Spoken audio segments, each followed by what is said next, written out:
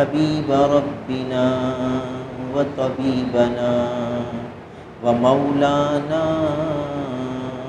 محمدا عبده ورسوله أما بعد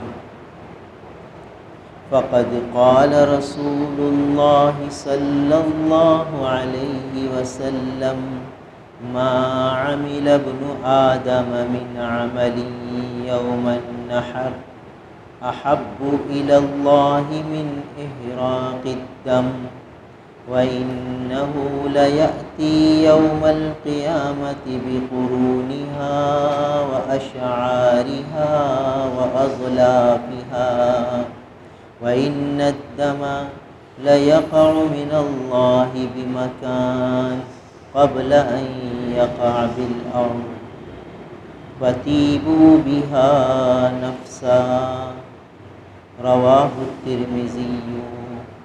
وقال أصحاب رسول الله صلى الله عليه وسلم يا رسول الله ما هذه الأضاحي؟ قال سنة أبيكم إبراهيم عليه السلام.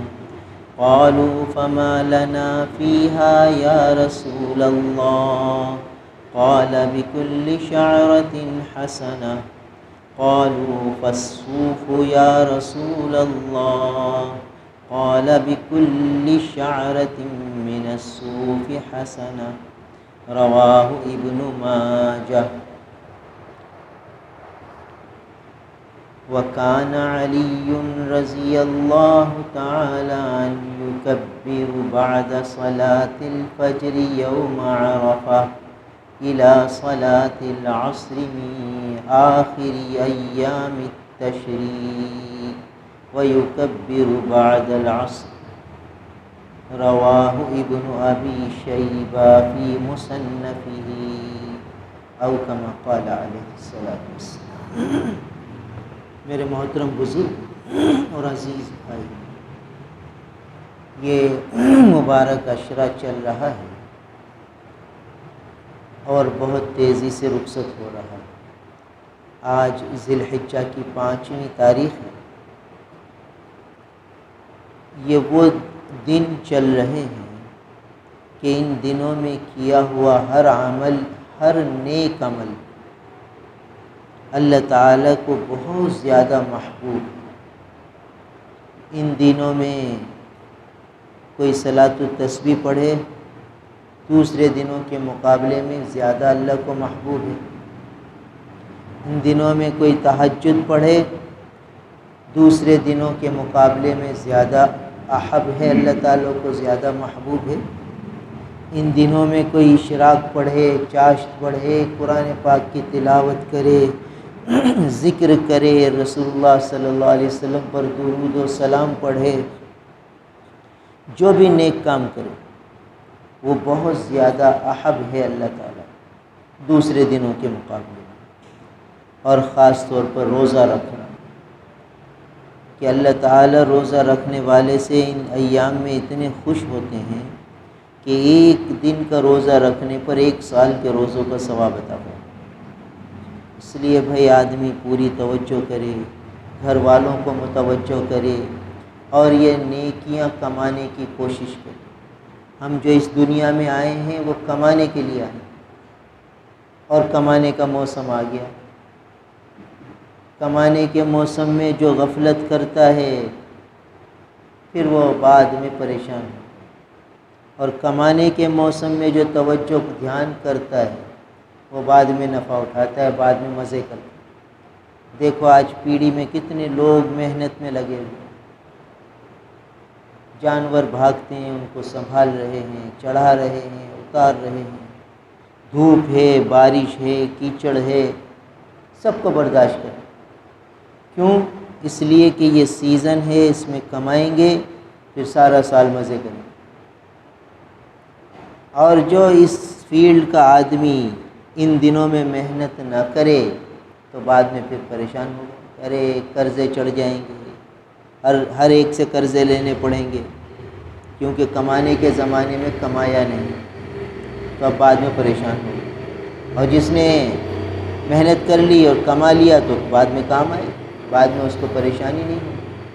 تو ایسے ہی یہ مبارک عشرہ نیکیاں کمانے کا عشرہ ہے، اس میں بہت اہتمام سے خود بھی نیکیاں کمائیں، گھر والوں کو بھی نیکیوں کی طرف متوجہ کریں، گویا ایک رجحان بن جائے مسلمانوں کا، ایک رجحان نیکیوں کی طرف بن جائے، جیسے رمضان المبارک میں ہوتا ہے،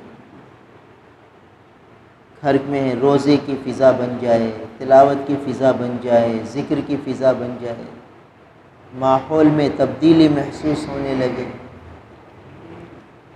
ایسا ایک نظام بننا چاہیے۔ دیکھو بھئی، ہم اپنے گھر کی سطح پر تو بنا سکتے ہیں، جہاں ہماری حکومت ہے، جہاں ہم جو چاہے کر سکتے ہیں، تو گھر کے جو ذمہ دار ہیں ان کی ذمہ داری ہے کہ گھر میں نیکی کے ماحول کو رائج کریں، رواج دیں۔ آج ہم اپنی نسلوں کو نیکی پر ڈال گئے تو کل یہ ہماری نسلیں ہمارا صدقہ جاریہ بنیں، ہم قبر میں ہوں گے، ان کی نیکیوں کا اجر ہمیں ملے گا۔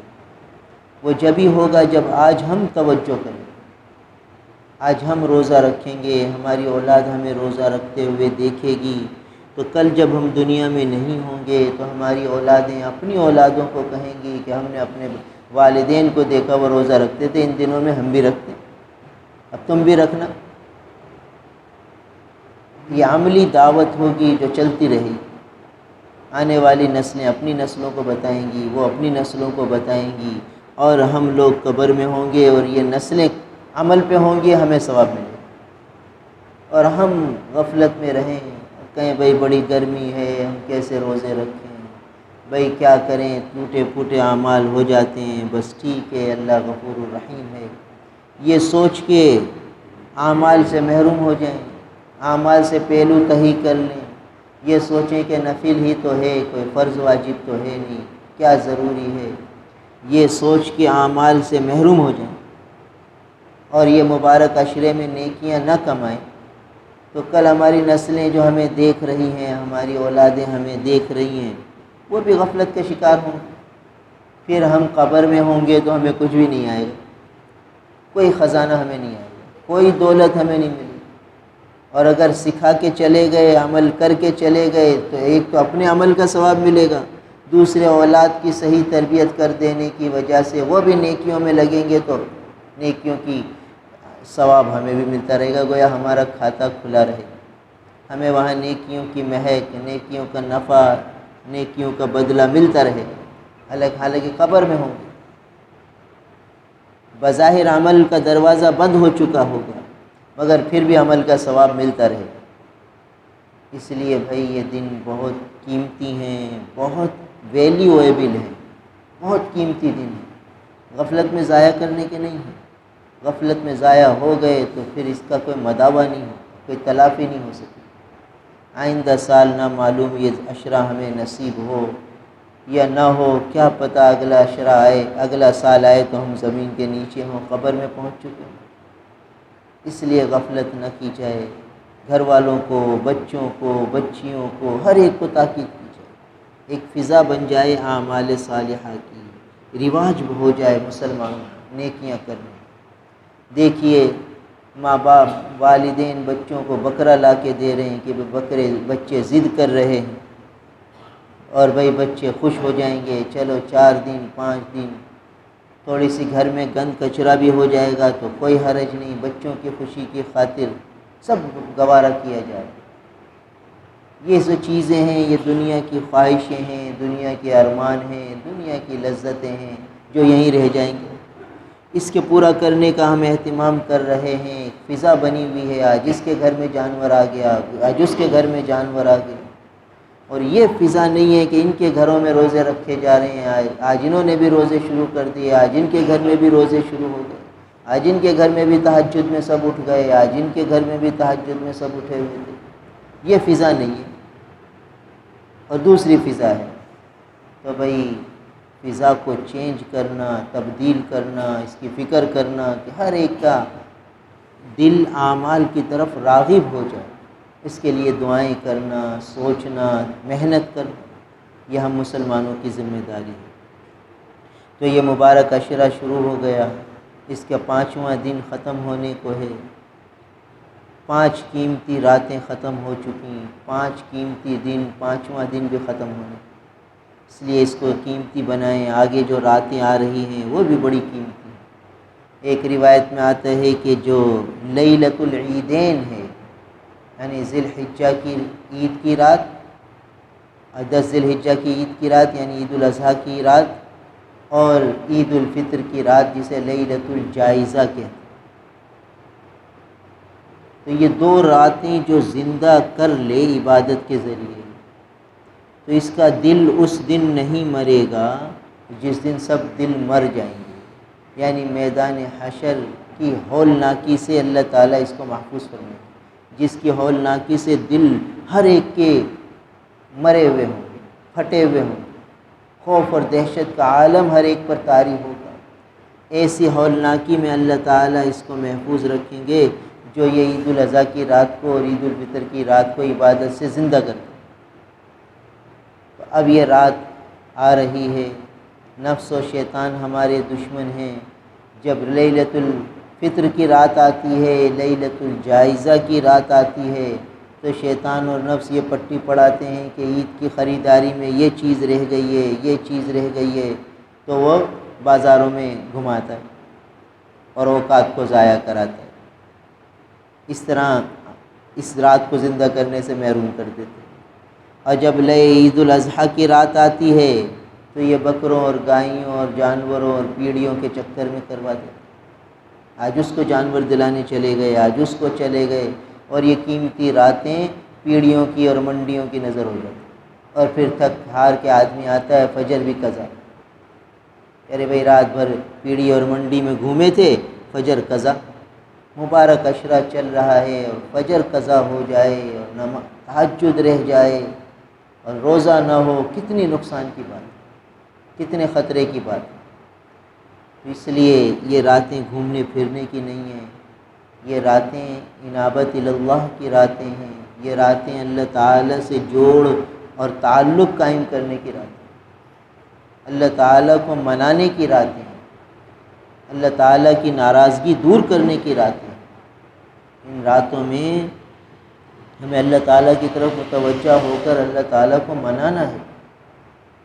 جو ہم پر حالات ہیں، دیکھیے حج کا دن ہے، حج کے زمانے ہیں اور حرمین شریفین ویران، تو جتنا اللہ کی طرف متوجہ ہونے کی ضرورت ہے اور اللہ تعالیٰ کو منانے کی ضرورت ہے، تو یہ مبارک راتیں اللہ کو منانے کی ہیں، ان کی ناراضگی دور کرنے کی ہے، اس لیے ہمارے اللہ کی طرف متوجہ ہوں، بچوں کو بھی توجہ دلائیں، بچیوں کو بھی، گھر کا ہر فرد انابت اللہ میں لگے۔ تو یہ فضیلت آئی کہ جو ذی الحجہ کے عید الاضحیٰ کی رات کو زندہ کر لے عبادت سے، اللہ تعالیٰ اس کے دل کو اس دن نہیں ماریں گے جس دن سب دل مر جائیں گے، یعنی اللہ تعالیٰ اس کو قیامت کی ہولناکی سے محفوظ فرمائے۔ تو یہ مبارک دن آنے والا ہے، اس میں آدمی رات کو خوب عبادت میں لگے، کیونکہ اگلا دن پھر عید کا ہے، تو عبادت کے ذریعے اپنے آپ کو تھکائے، جانوروں کے چکر میں اپنے آپ کو نہ تھکائے، اس کا کچھ ثواب نہیں، اس کا ثواب ہے۔ جانور خرید لیا بس ایک دفعہ چلے گئے، عبادت ہے قربانی، اور قربانی کا جانور لینا یہ بھی عبادت کا ایک حصہ ہے، مگر ہر وقت اسی کے چکر میں لگے رہنا یہ پھر عبادت سے ہٹ جاتا ہے معاملہ، پھر یہ خواہش اور من چاہی ہو جاتی ہے کہ بڑا مزہ آتا ہے ان چیزوں میں۔ عبادت مزے کے لیے نہیں ہوتی، عبادت کو حکم کو ادا کرنے کے لیے ہوتی ہے، اللہ کا حکم ہے بجا لانا ہے، پورا کرنا ہے، عبادت اس کے لیے ہوتی ہے۔ تو یہ جو گھومنا پھرنا ہے یہ تو تفریحات ہو جاتی ہیں، آج اس کی گائے دیکھنے چلے گئے، آج اس کا بکرا دیکھنے چلے گئے، آج پیڑھی میں اچھی گائے آ گئی تو اس کو دیکھنے چلے گئے۔ بھائی یہ وقت کا ضیاع ہے، اوقات کو اس میں ضائع نہ کیا جائے۔ بہت سے لوگ ویڈیو اور یہ نیٹ پر دیکھنے لگ جاتے ہیں، جانوروں کی نمائش اور یہ چیزیں، یہ مبارک لمحات ان چیزوں میں ضائع کرنے کے نہیں، تو اعمال میں لگنے کے۔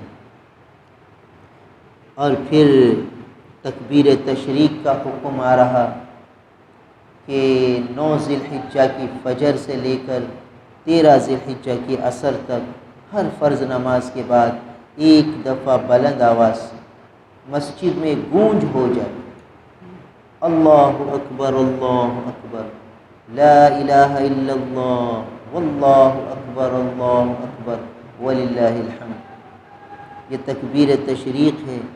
اس کے بارے میں ایک قصہ لکھا ہے کتابوں میں کہ جب حضرت ابراہیم علیہ السلام نے حضرت اسماعیل علیہ السلام کو لٹایا اور چھری پھیرنے لگے، ذبح کرنے کے لیے لٹا دیا اور چھری چلانے لگے، اللہ تعالیٰ نے حضرت جبرائیل امین کو بھیجا کہ جاؤ اور یہ مینڈھا جنت سے لے کر جاؤ اور خلیل اللہ کی چھری سے یہ مینڈھا ذبح ہو، اسماعیل ذبح نہ ہو۔ اب یہ حضرت جبرائیل امین بہت تیزی سے مینڈھا لے کر جب آئے تو بہت تیزی سے آتے ہوئے انہوں نے فرمایا اللہ اکبر اللہ اکبر۔ حضرت جبرائیل امین کی تکبیر کی آواز سے ابراہیم علیہ السلام چونکے اور فرمایا کہ اللہ اکبر لا الہ الا اللہ، فرمایا لا الہ الا اللہ واللہ اکبر، جواب دیا۔ انہوں نے فرمایا اللہ اکبر اللہ اکبر، 2 مرتبہ تکبیر کہی تو جواب میں حضرت ابراہیم علیہ السلام نے فرمایا لا الہ الا اللہ واللہ اکبر۔ اتنی دیر میں حضرت اسماعیل علیہ السلام نے بھی آنکھیں کھولی کہ کیا منظر ہے، آنکھیں کھولی تو دیکھا مینڈھا ذبح ہے، ابا جی بھی تکبیر پڑھ رہے ہیں، حضرت جبرائیل امین بھی تکبیر پڑھ رہے ہیں۔ تو اس پر حضرت اسماعیل علیہ السلام نے فرمایا اللہ اکبر وللہ الحمد، اللہ اکبر وللہ الحمد، کیا اللہ سب سے بڑے ہیں، تمام تعریف اللہ کے لیے۔ تو یہ تکبیر تشریق کے پیچھے یہ قصہ محفوظ ہے، گویا یہ تکبیر تشریق اس مبارک قربانی کی یاد ہے، اور اس وقت اللہ کی عظمت اور کبریائی کے تذکرے ان تینوں مقدس ہستیوں سے ہوئے، یعنی ان اوقات میں اللہ کی کبریائی کے تذکرے کرنے ہیں، اللہ کی بڑائی کو بولنا ہے۔ حضرت جبرائیل امین فرماتے ہیں اللہ اکبر اللہ اکبر، ابراہیم السلام فرماتے ہیں لا الہ الا اللہ واللہ اکبر، اسماعیل علیہ السلام فرماتے ہیں اللہ اکبر وللہ الحمد۔ تو یہ تکبیر تشریق ہے جو فجر سے شروع کرنی ہے 9 ذی الحجہ کی، گویا منگل کی فجر سے شروع کریں گے اور جو ہفتے کی عصر تک یہ چلے گی۔ ہر فرض نماز کے بعد 1 مرتبہ بلند آواز سے پڑھنا واجب ہے۔ 3 دفعہ پڑھنے کے بارے میں بعض علماء کہتے ہیں سنت ہے، بعض علماء فرماتے ہیں بدعت ہے۔ جہاں علماء کی 2 باتیں ہوں تو اگر کوئی 3 دفعہ پڑھ لے سنت کے قول پر عمل کرتے ہوئے تو اس کو سنت کا ثواب مل جائے گا۔ جو نہ پڑھے یہ سوچ کے کہ بعض علماء نے اس کو بدعت فرمایا ہے تو اس کو نہ پڑھنے پر ثواب مل جائے گا، اس کو پڑھنے پہ ثواب مل جائے گا۔ ہر ایک کے لیے راستے کھلے ہوئے، جو اللہ سے جیسی امید باندھے۔ اس لیے 1 دفعہ پڑھنا واجب ہے، اور 3 دفعہ کے بارے میں 2 روایتیں ہیں، اس لیے جس پر بھی عمل کرے۔ بہتر یہ ہے کہ جہاں 2 باتوں میں سے ایک میں کرنے کا حکم ہو، ایک میں نہ کرنے کا حکم ہو، تو نہ کرنے میں احتیاط کر لینے کی گنجائش ہے، تو احتیاط پر عمل کر لینا بہتر ہے۔ پھر عورتوں کے لیے بھی یہ پڑھنا واجب ہے، اس لیے گھروں میں عورتیں جہاں نماز پڑھتی ہیں وہاں بڑے الفاظ میں لکھ کر تکبیر تشریق وہ آویزاں کر دی جائے تاکہ عورتوں کو یاد آ جائے۔ مردوں کو تو مسجد میں کوئی نہ کوئی یاد دلا دیتا ہے، کسی ایک نے بھی پڑھ لی سب کو یاد آ گئی، اور یہ آواز سے پڑھنی ہے، دل میں نہیں پڑھنی، تاکہ گونج ہو اللہ کی بڑائی کی۔ یہ دن اللہ کی بڑائی کے تذکرے کے ہیں، سارے عالم میں مسلمان اللہ کی بڑائی کے تذکرے کریں، ہر فرض نماز کے بعد کریں، اور حجاج کرام مینا میں، عرفات میں، مزدلفہ میں اللہ کی بڑائی کے تذکرے کریں، اور سارے اطراف عالم کے مسلمان وہ ہر فرض نماز کے بعد اللہ کی بڑائی کے تذکرے کریں۔ یہ اللہ کی عظمت اور بڑائی کے دن ہیں، اس لیے اہتمام سے یہ عمل کیا جائے۔ خواتین آہستہ آواز میں پڑھیں، خواتین جو گھر پر پڑھیں گی ان کے لیے بلند آواز سے نہیں ہے، ان کے لیے آہستہ آواز، تو آہستہ آواز سے ایک دفعہ پڑھ لیں اور 3 دفعہ میں وہی تفسیر ہے۔ تو خواتین کے لیے بھی اہتمام کروائیں، ان کے لیے بھی جہاں وہ نماز پڑھتی ہیں گھر میں وہاں بڑے حروف سے لکھ کر آویزاں کر دیں تاکہ ان کو وقت پر یاد آ جائے۔ یہ اہم واجب ہے، اکثر اس میں کوتاہی ہو جائے، اور یہ ایسا واجب ہے کہ یہ چھوٹ گیا تو اس کی اب تلافی بھی نہیں ہے سوائے استغفار کی۔ یعنی دیکھیے وتر واجب ہے، نہیں پڑھا تو بعد میں ادا ہو جائے گا۔ صدقۃ الفطر واجب ہے، نہیں ادا کیا عید پہ بعد میں ادا ہو جائے گا۔ قربانی بھی اہم واجب ہے، نہیں کر سکے تو بعد میں اس کی قیمت صدقہ کرنی پڑے گی۔ مگر یہ تکبیر تشریق فرض نماز کے بعد پڑھنا ایسا واجب ہے کہ یہ رہ گیا تو رہ گیا، پھر اس کی کوئی تلافی نہیں سوائے استغفار کے، اللہ سے معافی۔ یہ نہیں کہ بعد میں اب جس کی نماز ان ایام تشریق میں قضا ہو تو بعد میں جب وہ اپنی قضا نماز پڑھ رہا ہو تو اس میں تکبیر تشریق نہیں ہے، ادا نماز میں۔ تو یہ تکبیر تشریق خاص ان دنوں کا وظیفہ ہے، اس لیے یہ دولت پھر کہیں کبھی اور نہیں ملے گی، اس لیے اہتمام سے ہو، خواتین بھی اہتمام کریں، مرد بھی اہتمام کریں۔ پھر یہ جو مبارک راتیں چل رہی ہیں اس میں انابت اللہ، صلاۃ التسبیح کا اہتمام، دنوں میں روزے کا اہتمام، اور 9 ذی الحجہ کا روزہ یہ اور فضیلت والا، 1 سال پچھلے اور 1 سال اگلے گناہوں کا کفارہ ہو جائے۔ اس لیے منگل کے روزہ تو اہتمام سے آدمی رکھ ہی لے، ہر گھر میں اس کی فضا ہو۔ ٹھیک ہے، گرمی کی وجہ سے، مشغولی کی وجہ سے، کام کاج کی زیادتی کی وجہ سے عام دنوں میں روزہ نہیں رکھا تو ٹھیک ہے، مگر 9 ذی الحجہ کے روزے میں کوتاہی نہ کرے، وہ بڑے اہتمام سے رکھا جائے، کیونکہ اس میں بھی 1 سال کے روزوں کا ثواب اور ساتھ ساتھ 1 سال پچھلے اور 1 سال اگلے گناہوں کی معافی کا وعدہ ہے، اس لیے اس روزے کا بھی اہتمام ہے۔ اور اب اگلی اہم ترین عبادت جو ہے وہ قربانی کی عبادت ہے۔ اس حدیث میں یہی فرمایا، نبی علیہ السلام نے فرمایا کہ ما عمل ابن آدم من عمل یوم النحر احب الی اللہ من احراق الدم، کہ ابن آدم کا کوئی عمل بقرعید کے دن، عید الاضحیٰ کے دن، یوم النحر کے دن خون، جانور کے خون بہانے سے افضل کوئی عمل نہیں۔ یعنی یہ خون بہانا جانور کا ہی اللہ کو محبوب ہے، یہ قربانی کرنا اللہ کو محبوب ترین عمل ہے۔ اب کتنے عمل ہیں نیکیاں کرنے کے، مگر یہ صرف ان دنوں کے ساتھ ہی خاص ہے۔ یہ جو قربانی کی عبادت ہے، یہ قربانی کی عبادت اور دنوں میں نہیں ہو سکتی۔ آج کوئی قربانی کرنا چاہے تو نہیں ہو سکتی، بعد میں کوئی کرنا چاہے تو نہیں ہو سکتی۔ 10 ذی الحجہ سے لے کر 12 کی غروب سے پہلے تک قربانی، یعنی یہ خون بہانا عبادت ہے۔ اس کے بعد صدقہ ہو سکتا ہے، جانور ذبح کر کے اس کے گوشت کو صدقہ کیا جا سکتا ہے، مگر قربانی والا ثواب وہ صرف ان 3 دنوں کے ساتھ خاص ہے، اور یہ اہم ترین عبادت ہے، اس کا ایصال ثواب بھی کرنا چاہیے۔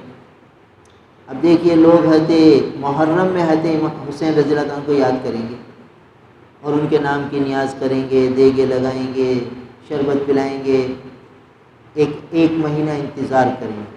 ارے بھائی، جو پیسے تم شربت میں لگاؤ گے، جو پیسے تم دیگوں میں لگاؤ گے حضرت حسین رضی اللہ تعالیٰ کے ایصال ثواب کے لیے، بھائی اس کی جگہ آج 1 مہینے پہلے 10 ذی الحجہ کو حضرت حسین رضی اللہ عنہ کے نام کی قربانی کر دو، ان کی طرف سے یہ عبادت ادا ہو جائے،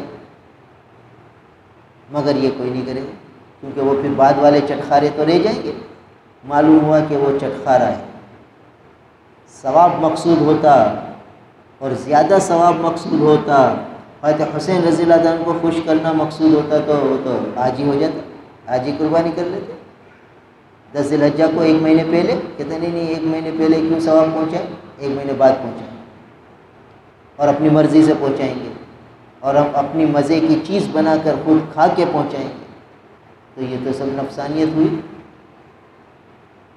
اب کوئی کہے کہ بھئی آپ 11 ربیع ثانی کو حضرت پیران پیر شیخ عبد القادر جیلانی رحمہ اللہ رحمۃ واسعہ کا دن مناتے ہو، ان کے لیے نیاز لگاتے ہو، ان کی دیگیں پکاتے ہو، وہ پیسے کی جگہ ان کی طرف سے قربانی کر دو۔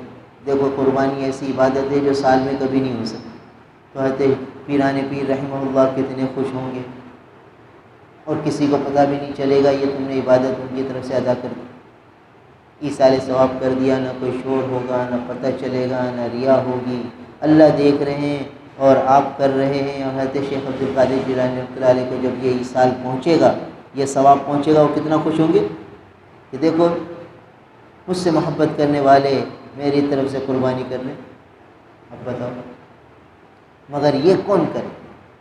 تو کھانا ہے، پینا ہے، چٹخارا ہے، لذتیں ہیں، مزے ہیں، اس کے لیے آج نہیں کریں گے ان کے لیے قربانی۔ اور ویسے 11ویں آئے گی اور ربیع ثانی کا مہینہ آئے گا تو بڑے زور و شور سے اپنی محبت کا اظہار کریں گے، ارے بھائی ابھی تو 4 مہینے باقی ہیں ربیع ثانی کے آنے میں، 4 مہینے پہلے ہی کر دو، ان کو 4 مہینے پہلے ثواب پہنچا دو۔ کہتے نہیں یہ نہیں پہنچائیں گے، 4 مہینے پہلے نہیں پہنچائیں گے، 4 مہینے بعد ہی پہنچائیں گے۔ یہ حال ہے ہم لوگوں کے ایصال ثواب اور خواہشوں کے اتباع کا، نفسانیت کی پیروی۔ تو بہرحال یہ قربانی ایسی عبادت ہے جو سال میں صرف 3 دن ہی ہو سکتی ہے اور کبھی نہیں ہو سکتی۔ نماز آپ جب چاہے پڑھ لیں، جہاں چاہے پڑھ لیں، روزہ جب چاہے رکھ لیں، جس علاقے میں جائے رکھ لیں، مگر زکوٰۃ آپ جہاں چاہے دے دیں، صدقہ جہاں چاہے دے دیں، مگر یہ قربانی ان 3 دن کے علاوہ نہیں ہو سکتی۔ اتنی اہم عبادت ہے اور اتنی مخصوص عبادت، اس لیے اس کا اہتمام کرنا چاہیے اور اس کے مسائل کو سمجھنا چاہیے۔ یہ واجب ہے، واجب کس پر؟ صاحب نصاب پر، سنت نہیں ہے، واجب ہے۔ یہ نہیں کہ جو کر لے تو ثواب ہے، نہیں کرے تو گناہ نہیں، جس پر واجب ہے اس پر کرنا لازم اور ضروری ہے۔ جو صاحب نصاب ہے اس پر کرنا واجب ہے، نہیں کرے گا گناہ گار ہوگا، آخرت میں پکڑ ہوگی۔ کس پر واجب ہے؟ مختصر سمجھ لیجئے، جس کی ملکیت میں آج کل کے حساب سے 75,000 روپے ہوں اور وہ عاقل اور بالغ ہو، اس پر قربانی واجب ہے، چاہے مرد ہو چاہے عورت ہو۔ اب ایک بچی ہے 12 سال کی، اس کا ابا وہ مقروض ہے، اس کی اماں کے پاس بھی کوئی زیور نہیں ہے، مگر یہ 12 سال کی بچی کو کسی نے زیور دے دیا ددیال سے، ننیال سے، اور وہ 1 تولہ سونا اس کے پاس ہے، تو اب اس بچی پر قربانی واجب ہے۔ نہ ابا پہ واجب، نہ اماں پہ واجب، نہ دادا پہ واجب، نہ دادی پہ واجب، 12 سال کی بچی پہ قربانی واجب کہ یہ صاحب نصاب ہے۔ یہ ہے مسئلہ قربانی کہ گھر میں یہ دیکھنا ہے کہ کس فرد پہ واجب ہے، اس کا واجب ادا کیا جائے۔ آج کل بس ایک بکرا لیا ہے اور ذبح کر دیا، بھائی کس کی طرف سے؟ بس ٹھیک ہے، کسی کی ہم قربانی کر رہے ہیں، بھائی قربانی کر رہے ہو کس کی طرف سے کر رہے ہو؟ ایک صاحب آئے مسئلہ پوچھنے کہ بھائی میں نے بکرا خریدا تھا اور میں نے دوست کے پاس رکھایا تو اس نے بیچ دیا، اب میں کیا کروں؟ اب وہ کہہ رہا ہے کہ ٹھیک ہے میں اس سے زیادہ کا تجھے دلا دوں گا، میرے بیٹے نے غلطی سے بیچ دیا اور یہ ہوا وہ ہوا، لہٰذا میں وہ تیرا بکرا 10,000 کا تھا، میں تجھے 15,000 کا دلا دوں گا، تو اب میرے لیے وہ بکرا لینا جائز ہے کہ نہیں جائز؟ 15,000 کا، میرا تو 10,000 کا تھا۔ تو ہم نے اس سے یہ پوچھا کہ بھائی تجھ پہ قربانی واجب ہے؟ کہنے لگا مجھ پہ تو واجب نہیں، میں تو مقروض ہوں۔ میں کہا بھائی پھر تم نے جو جانور خریدا کس کے لیے خریدا؟ کہ اپنے لیے خریدا تھا کہ اچھا لگا تو میں نے کہا چلو لے لو، 10,000 کا مل گیا تو میں نے لے لیا کہ چلو میں اپنی طرف سے کر لوں گا۔ میں نے کہا تیری بیوی کے پاس زیور ہے کیا؟ ہے۔ کہ وہ تو اس پر واجب ہے، کہ وہ تو نہیں کرتی، میں بھی مقروض ہوں، ہم تو کرتے ہی نہیں ہیں، بس اتفاق سے مجھے بکرا پسند آ گیا میں نے لے لیا اور اپنے لیے کرنے کی نیت کر لی کہ اپنی طرف سے کر دوں گا۔ کہ بھائی تیری بیوی پہ واجب ہے تو اپنی طرف سے کر رہا ہے جو نفل ہے، اور اب تو چونکہ خرید لیا تو اب یہ تیری طرف سے کرنا واجب ہو گیا۔ جس پر واجب نہیں ہے وہ اگر اپنی طرف سے خرید لے تو اس پر کرنا واجب ہو جائے۔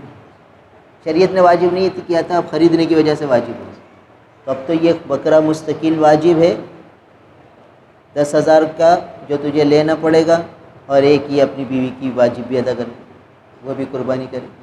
اب لوگوں کو یہ بھی پتہ نہیں کہ بھئی ہم کس کی طرف سے قربانی کریں، تو اس لیے قربانی گھر میں کس کی طرف سے ہوگی یہ متعین کرنا ضروری ہے۔ ایک گھر میں 10 افراد ہیں، 10 افراد پر قربانی واجب ہے، 10 افراد پہ قربانی واجب ہے۔ گائے لے آئے 1.5 لاکھ کی، سب خوش ہیں کہ ماشاءاللہ ہماری 1.5 لاکھ کی گائے آ گئی، اے بھائی قربانی ہو گئی۔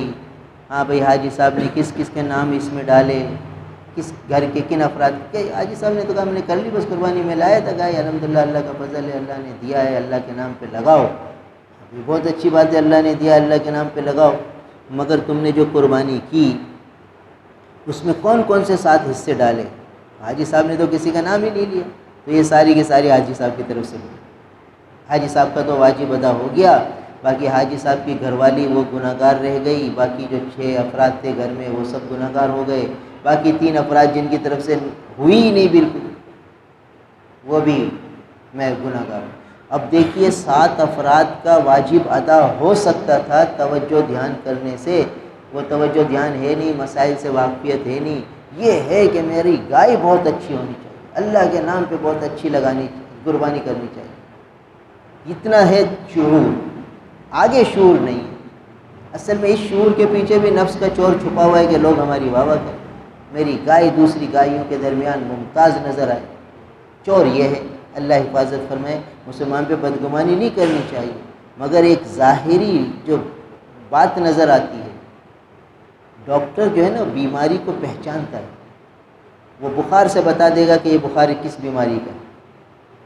تو یہ جو میرا جذبہ ہے کہ اللہ کے نام پر میں بڑے سے بڑا اچھے سے اچھا جانور کروں، تو اتنا شعور ہے، مگر اس جانور کے بارے میں مسائل پوچھوں کہ میں کس کس کی طرف سے کر سکتا ہوں، گھر کے کتنے افراد کا واجب اس میں ادا ہوگا، کیا یہ مجھے اس کا شعور ہی نہیں۔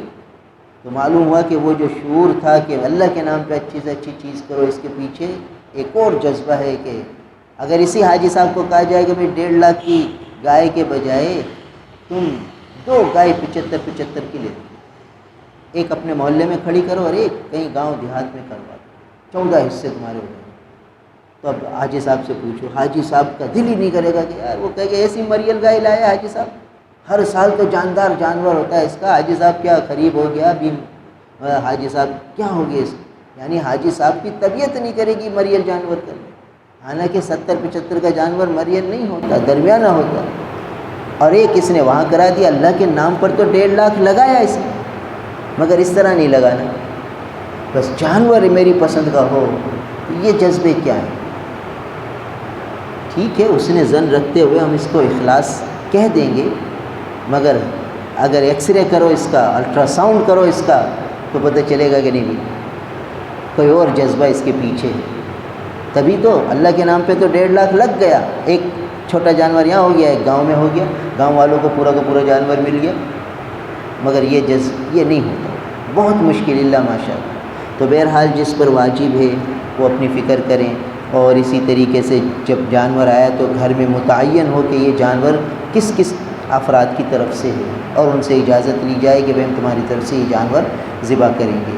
یہ تفصیلی یہ بھی مسائل ہیں، اور بھی تفصیلی مسائل انشاءاللہ آج رات کو ہوں گے قاسم مسجد میں۔ اللہ تعالی ہم سب کو عمل کی توفیق عطا فرمائے۔ الحمدللہ رب العالمین والعاقبۃ للمتقین والصلاة والسلام علی رسولہ محمد وآلہ واصحابہ اجمعین۔